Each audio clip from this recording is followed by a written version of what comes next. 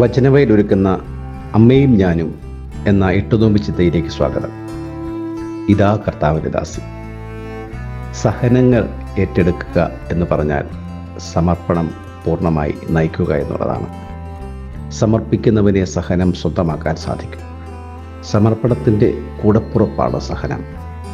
സഹനമില്ലാതെ ജീവിതത്തിൽ സമർപ്പണം പൂർത്തീകരിക്കുവാൻ സാധിക്കില്ല.